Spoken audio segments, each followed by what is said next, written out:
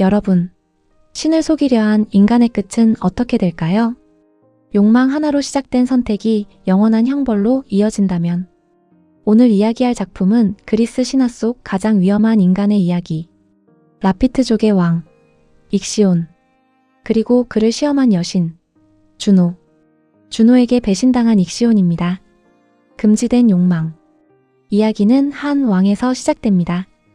익시온은 처음부터 특별한 존재였습니다. 그는 큰 죄를 저질렀지만 신들의 왕 제우스는 그를 용서합니다. 그리고 인간임에도 불구하고 올림포스에 초대를 받게 됩니다. 인간이 신들의 세계에 들어간 것 그 자체로 엄청난 특권이었죠. 하지만 그는 절대 해서는 안 될 생각을 하게 됩니다.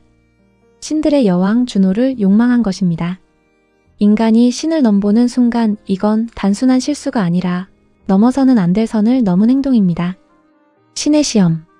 이 사실을 알게 된 제우스는 익시온을 시험하기로 합니다. 그는 주노의 모습과 똑같은 가짜 존재를 만들어냅니다. 구름으로 만들어진 여인. 익시온은 그것이 가짜인지 모른 채 욕망을 따르게 됩니다. 결국 모든 것은 드러납니다.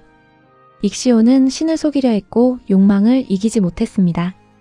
이 순간 그는 더 이상 올림포스의 손님이 아닙니다.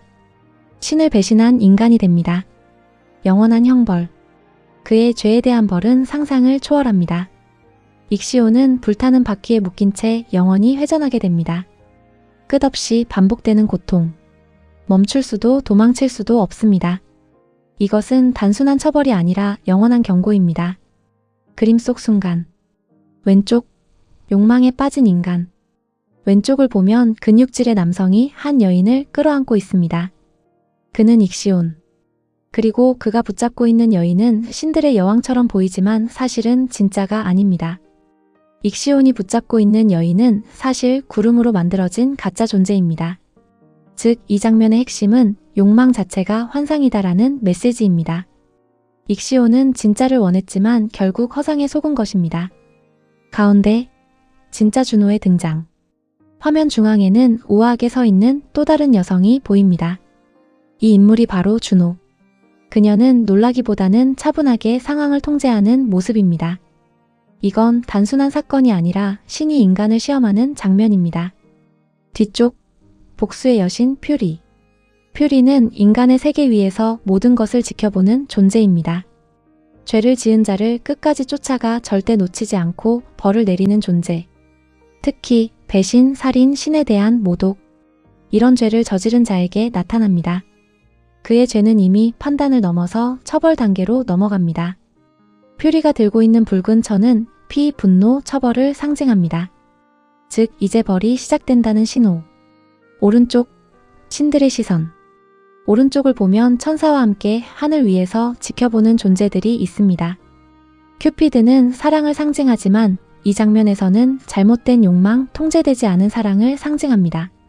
구름 위에서 지켜보는 신들은 특정 한 명이라기보다 올림포스 신들의 집단적인 시선을 의미합니다.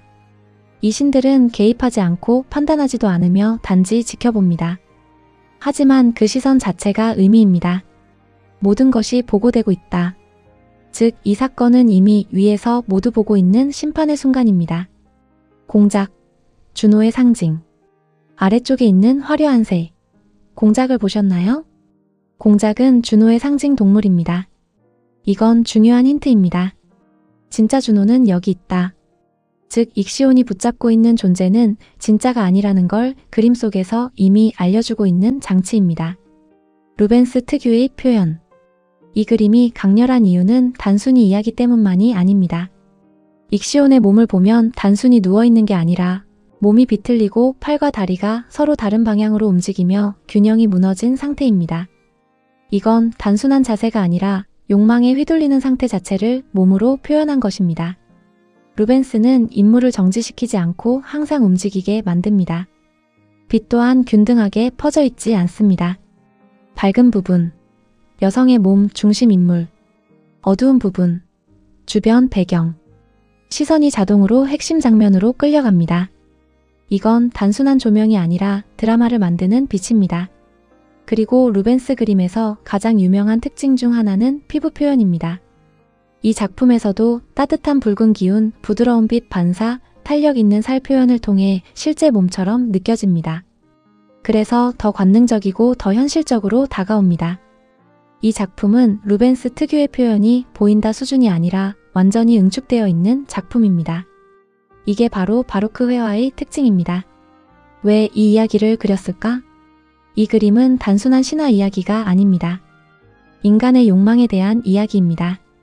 넘어서는 안 될 선을 넘었을 때 어떤 결과가 오는지, 그리고 욕망이 어떻게 파멸로 이어지는지 이 작품은 조용하지만 강하게 말합니다. 익시오는 특별한 기회를 얻었던 인간이었습니다. 하지만 단 하나의 선택으로 모든 것을 잃게 됩니다. 그래서 그는 선을 넘은 인간의 상징으로 남게 됩니다. 이 장면을 보며 여러분은 어떤 생각이 드시나요? 오늘의 작품, 주노에게 배신당한 익시온이었습니다.